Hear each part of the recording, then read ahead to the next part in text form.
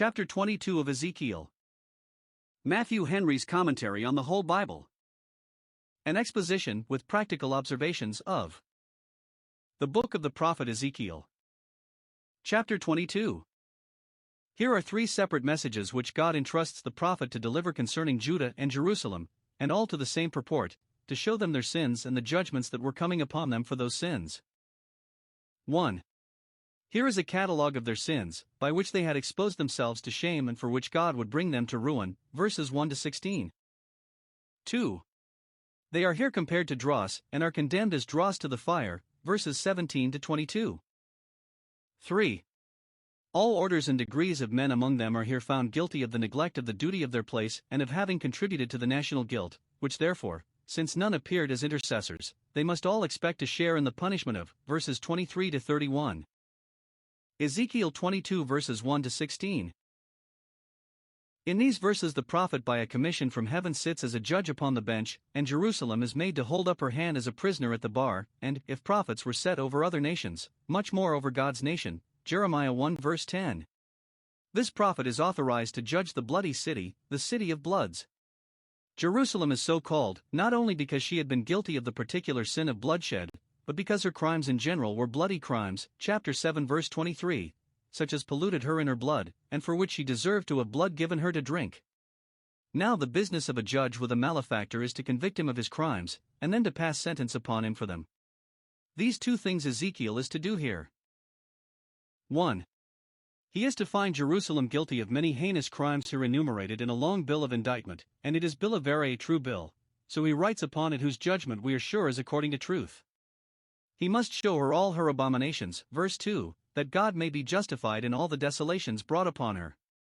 Let us take a view of all the particular sins which Jerusalem here stands charged with, and they are all exceedingly sinful. 1. Murder. The city sheds blood, not only in the suburbs, where the strangers dwell, but in the midst of it, where, one would think, the magistrates would, if anywhere, be vigilant. Even their people were murdered either in duels, or by secret assassinations and poisonings, or in the courts of justice under color of law, and there was no care taken to discover and punish the murderers according to the law, Genesis 9 verse 6, no, nor so much as the ceremony used to expiate an uncertain murder, Deuteronomy 21 verse 1, and so the guilt and pollution remains upon the city. Thus thou hast become guilty in thy blood that thou hast shed, verse 4. This crime is insisted most upon, for it was Jerusalem's measure-filling sin more than any. It is said to be that which the Lord would not pardon, 2 Kings 24 verse 4. Black small square 1. The princes of Israel, who should have been the protectors of injured innocents, every one were to their power to shed blood, verse 6. They thirsted for it, and delighted in it, and whoever came within their power were sure to feel it, whoever lay at their mercy were sure to find none. Black small square 2. There were those who carried tales to shed blood, verse 9. They told lies of men to the princes, to whom they knew it would be pleasing, to incense them against them, or they betrayed what passed in private conversation, to make mischief among neighbors, and set them together by the ears, to bite, and devour, and worry one another, even to death. Note, those who, by giving invidious characters and telling ill-natured stories of their neighbors, sow discord among brethren, will be accountable for all the mischief that follows upon it, as he that kindles a fire will be accountable for all the hurt it does. Black small square 3. There were those who took gifts to shed blood, verse 12, who would be hired with money to swear a man out of his life, or, if they were upon a jury, would be bribed to find an innocent man guilty. When so much barbarous bloody work of this kind was done in Jerusalem, we may well conclude. 1. That men's consciences had become wretchedly profligate and seared, and their hearts hardened, for those would stick at no wickedness who would not stick at this. 2. That abundance of quiet, harmless, good people were made away with, whereby, as the guilt of the city was increased, so the number of those that should have stood in the gap to turn away the wrath of God was diminished. 2. Idolatry. She makes idols against herself to destroy herself, verse 3. And again, verse 4, thou hast defiled thyself and thy idols which thou hast made. Note, those who make idols for themselves will be found to have made them against themselves, for idolaters put a cheat upon themselves, and prepare destruction for themselves. Besides that thereby they pollute themselves, they render themselves odious in the eyes of the just and jealous God, and even their mind and conscience are defiled, so that to them nothing is pure. Those who did not make idols themselves were yet found guilty of eating upon the mountains, or high places, verse 9, in honor of the idols, and in communion with idolaters. 3. Disobedience to parents, verse 7. And ye have the children set light by their father and mother, mock them, curse them, and despise to obey them, which was a sign of a more than ordinary corruption of nature as well as manners, and a disposition to all manner of disorder. Isaiah 3 verse 5. Those that set light by their parents are in the highway to all wickedness. God had made many wholesome laws for the support of the paternal authority, but no care was taken to put them in execution. Nay, the Pharisees in their day taught children, under pretense of respect to the Korban, to set light by their parents and refused to maintain them. Matthew 15 verse 5. 4. Oppression and extortion. To enrich themselves they wronged the poor. Verse 7. They dealt by oppression and deceit with the stranger, taking advantage of his necessities and his ignorance of the laws and customs of the country. In Jerusalem, that should have been a sanctuary to the oppressed, they vexed the fatherless and widows by unreasonable demands and inquisitions, or troublesome lawsuits, in which might prevails against right. Thou hast taken usury and increase. Verse 12. Not only there are those in thee that do it, but thou hast done it. It was an act of the city or community. The public money, which should have been employed in public charity, was put out to usury, with extortion. Thou hast greedily gained of thy neighbors by violence and wrong. For neighbors to gain by one another in a way of fair trading is well, but those who are greedy of gain will not be held within the rules of equity. 5. Profanation of the Sabbath and other holy things. This commonly goes along with the other sins for which they here stand indicted. Verse 8. Thou hast despised my holy things, holy oracles, holy ordinances. The rites which God appointed were thought too plain, too ordinary, they despised them, and therefore were fond of the customs of the heathen. Note, immorality and dishonesty are commonly attended with a contempt of religion and the worship of God. Thou hast profaned my Sabbaths. There was not in Jerusalem that face of Sabbath sanctification that one would have expected in the holy city. Sabbath breaking is an iniquity that is an inlet to all iniquity. Many have owned it to contribute as much to their ruin as anything. 6. Uncleanness and all manner of seventh commandment sins, fruits of those vile affections to which God in a way of righteous judgment gives men up, to punish them for their idolatry and profanation of holy things. Jerusalem had been famous for its purity, but now in the midst of thee they commit lewdness. Verse 9. Lewdness goes barefaced, though in the most scandalous instances, as that of a man's having his father's wife, which is the discovery of the father's nakedness. Verse 10. And is a sin not to be named among Christians without the utmost detestation. 1 Corinthians 5 verse 1. And was made a capital crime by the law of Moses, Leviticus 20 verse 11. The time to refrain from embracing has not been observed, Ecclesiastes 3 verse 6, for they have humbled her that was set apart for her pollution. They made nothing of committing lewdness with a neighbor's wife, with a daughter-in-law, or a sister, verse 11. And shall not God visit for these things? 7. Unmindfulness of God was at the bottom of all this wickedness. Verse 12. Thou hast forgotten me, else thou wouldst not have done thus. Note, sinners do that which provokes God because they forget Him, they forget their descent from Him, dependence on Him, and obligations to Him, they forget how valuable His favor is, which they make themselves unfit for, and how formidable His wrath, which they make themselves obnoxious to. Those that pervert their ways forget the Lord their God, Jeremiah 3 verse 21. 2. He is to pass sentence upon Jerusalem for these crimes. 1. Let her know that she has filled up the measure of her iniquity, and that her sins are such as forbid delays and call for speedy vengeance.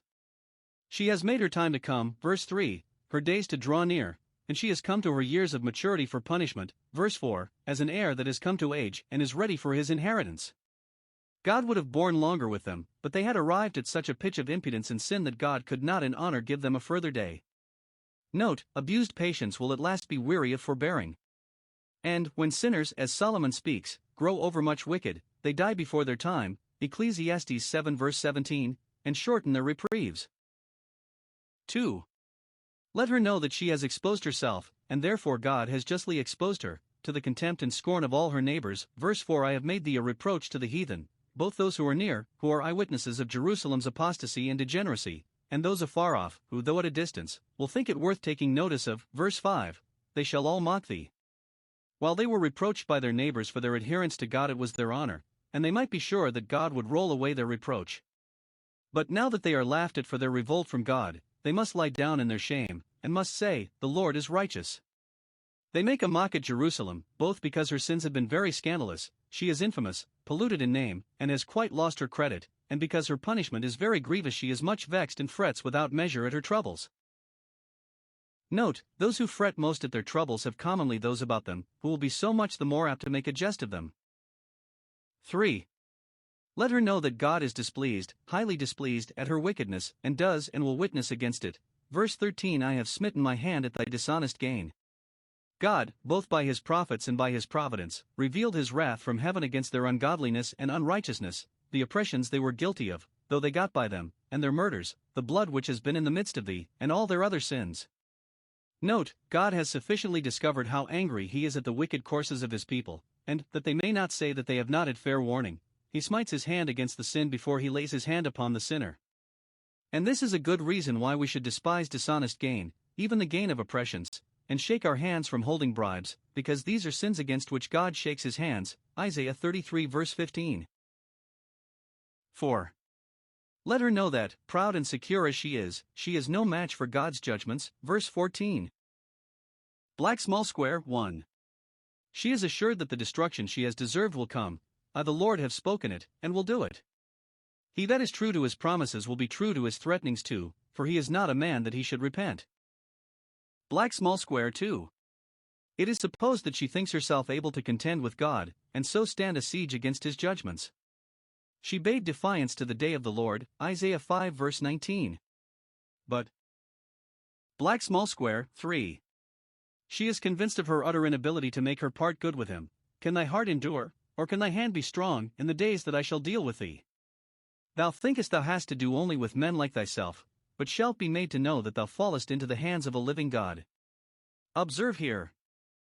1. There is a day coming when God will deal with sinners, a day of visitation. He deals with some to bring them to repentance, and there is no resisting the force of convictions when he sets them on. He deals with others to bring them to ruin. He deals with sinners in this life, when he brings upon them his sore judgments, but the days of eternity are especially the days in which God will deal with them, when the full vials of God's wrath will be poured out without mixture. 2. The wrath of God against sinners, when he comes to deal with them, will be found both intolerable and irresistible. There is no heart stout enough to endure it. It is none of the infirmities which the spirit of a man will sustain. Damned sinners can neither forget nor despise their torments, nor have they anything wherewith to support themselves under their torments. There are no hands strong enough either to ward off the strokes of God's wrath, or to break the chains with which sinners are bound over to the day of wrath. Who knows the power of God's anger? 5. Let her know that, since she has walked in the way of the heathen, and learned their works, she shall have enough of them. Verse 15 I will not only send thee among the heathen, out of thy own land, but I will scatter thee among them, and disperse thee in the countries, to be abused and insulted over by strangers.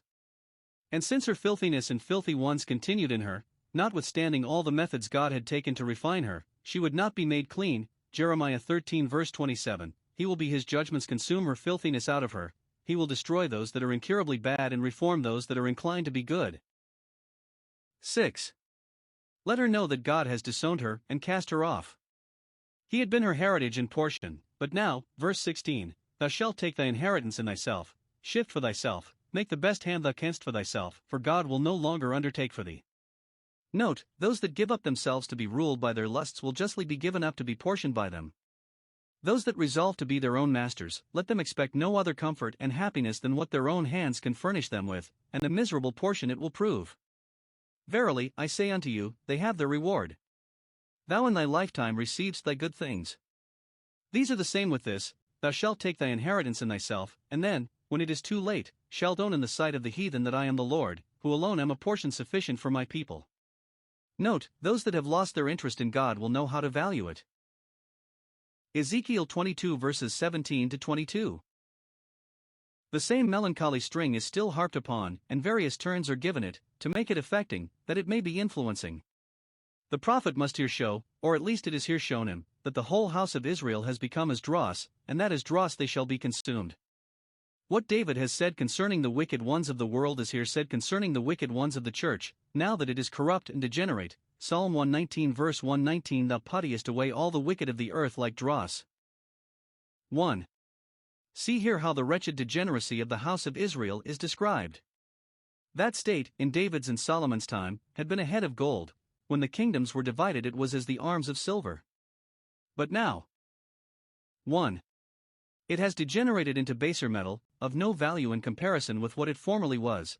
they are all brass, and tin, and iron, and lead, which some make to signify divers sorts of sinners among them. Their being brass denotes the impudence of some in their wickedness, they are brazen-faced, and cannot blush. Their shoes had been iron and brass, Deuteronomy 33 verse 25, but now their brow is so, Isaiah 48 verse 4. Their being tin denotes the hypocritical profession of piety with which many of them cover their iniquity, they have a specious show, but no intrinsic worth. Their being iron denotes the cruel disposition of some, and their delight in war, according to the character of the Iron Age. Their being lead denotes their dullness, sottishness, and stupidity, though soft and pliable to evil, yet heavy and not movable to good. How has the gold become dross? How has the most fine gold changed? So is Jerusalem's degeneracy bewailed, Lamentations 4 verse 1. Yet this is not the worst, these metals, though of less value, are yet of good use. But 2. The house of Israel has become dross to me. So she is in God's account, whatever she is in her own and her neighbor's account. They were silver, but now they are even the dross of silver. The word signifies all the dirt, and rubbish, and worthless stuff, that are separated from the silver in the washing, melting, and refining of it.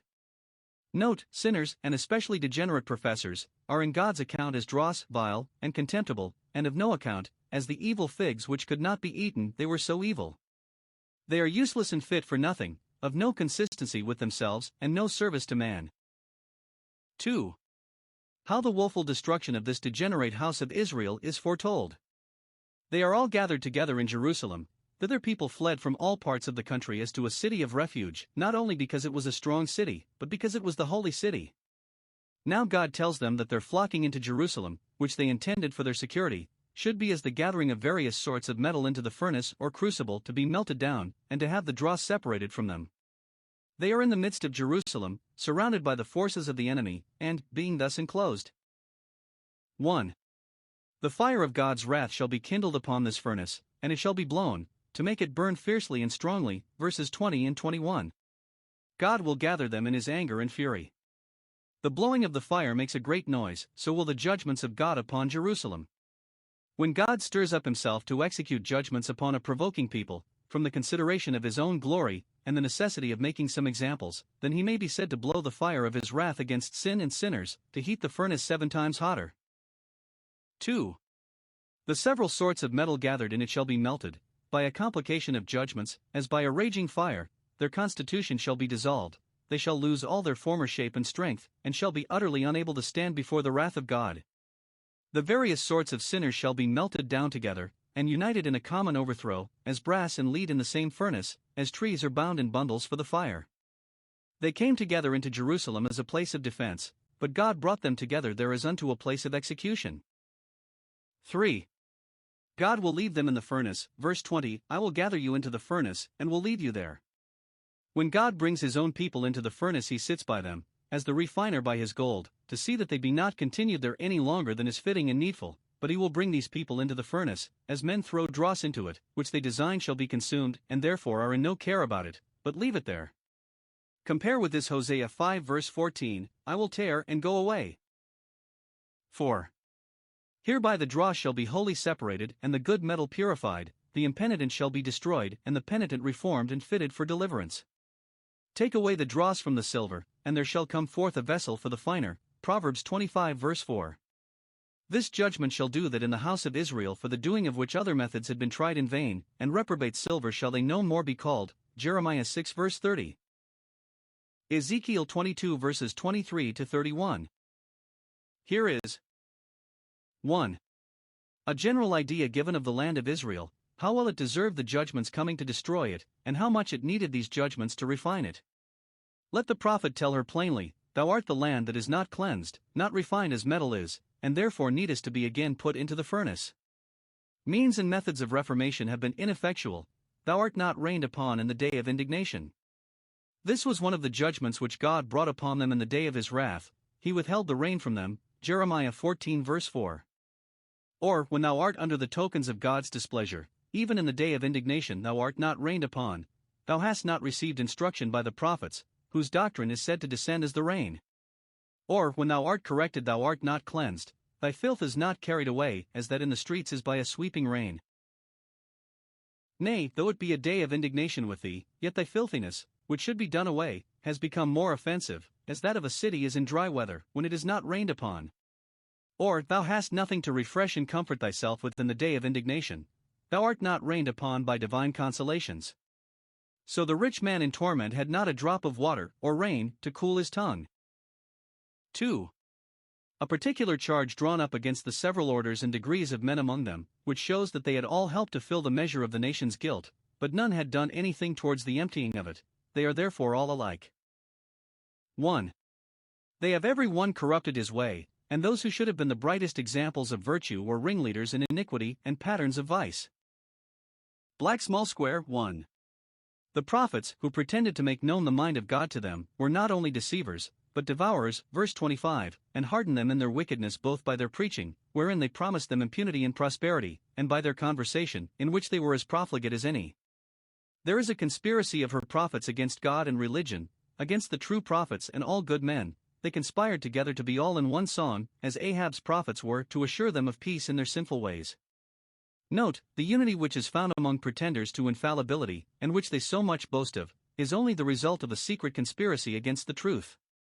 Satan is not divided against himself. The prophets are in conspiracy with the murderers and oppressors, to patronize and protect them in their wickedness, and justify what they did with their false prophecies, provided they may come in sharers with them in the profits of it. They are like a roaring lion ravening the prey.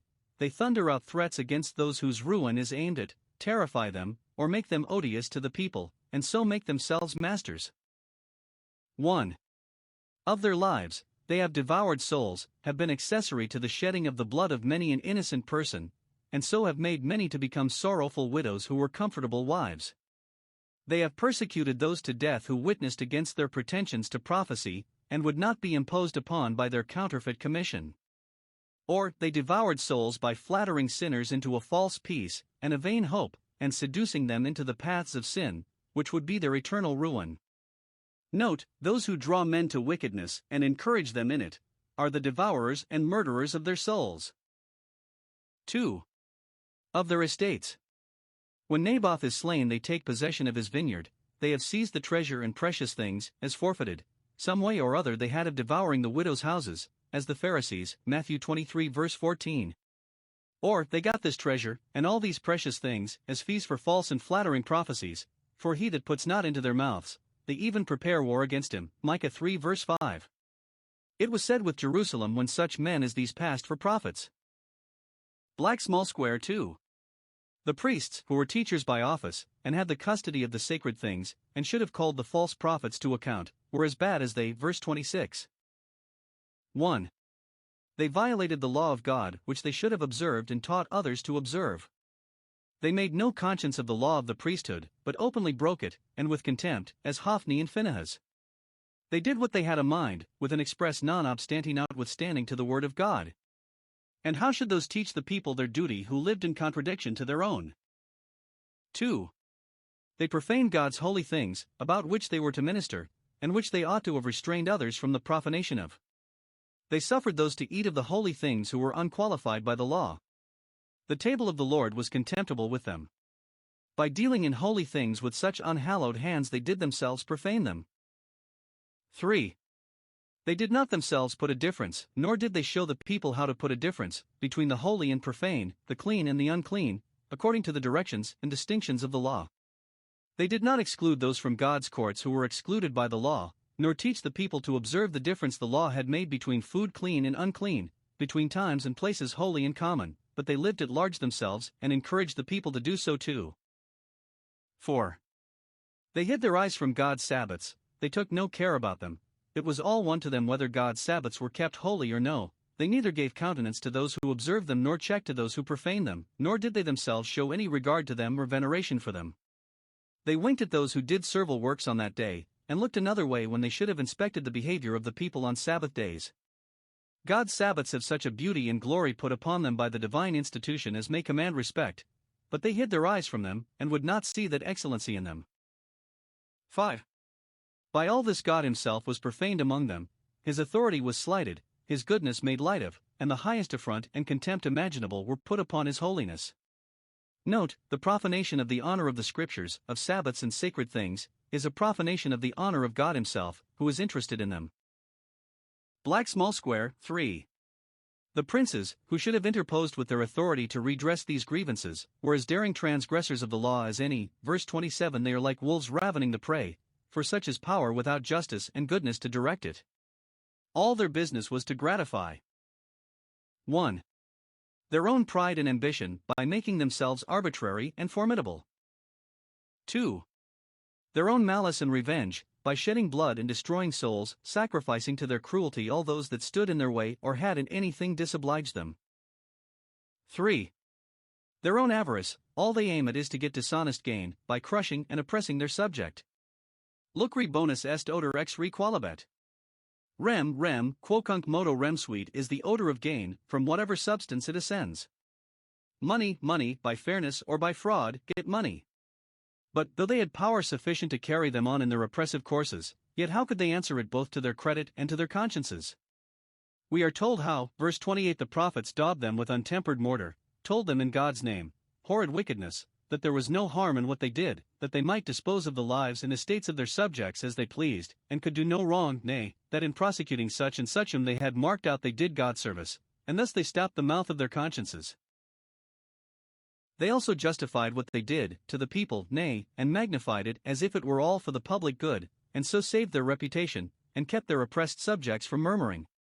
Note, daubing prophets are the great supporters of ravening princes, but will prove at last their great deceivers, for they daub with untempered mortar which will not hold, nor will the wall stand long that is built up with it.